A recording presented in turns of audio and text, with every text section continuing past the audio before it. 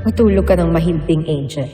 Pagbangon mo bukas, i-wish mong di ka na tumisip.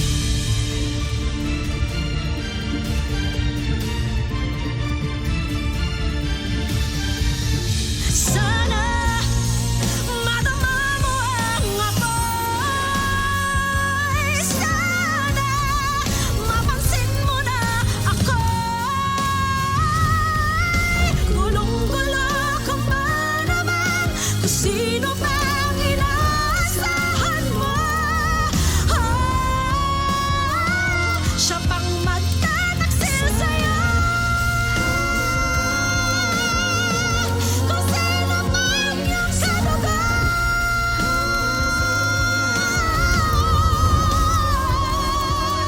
Gulong-gulo ka ba naman kung sino bang inaasahan mo? Siya pang magtataksil sa'yo.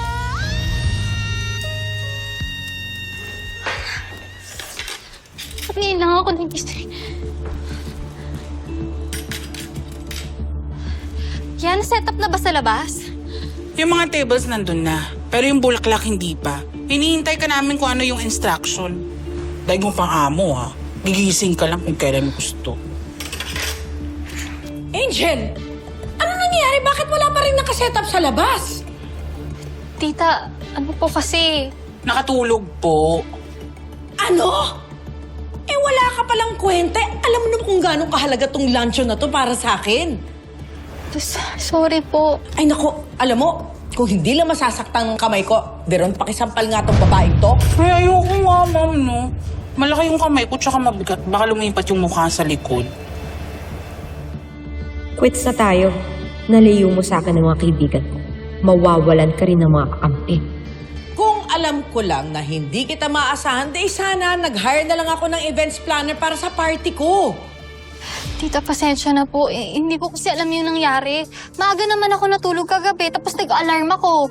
Pero hindi kasi ako nagising. Ay naku, pwede ba? Huwag ka na magrason.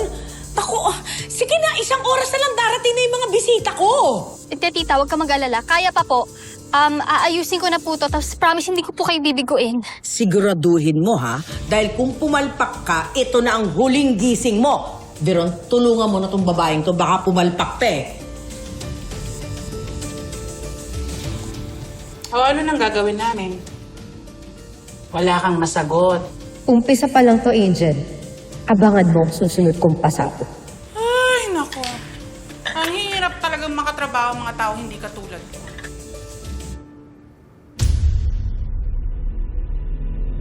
May tao ba dyan?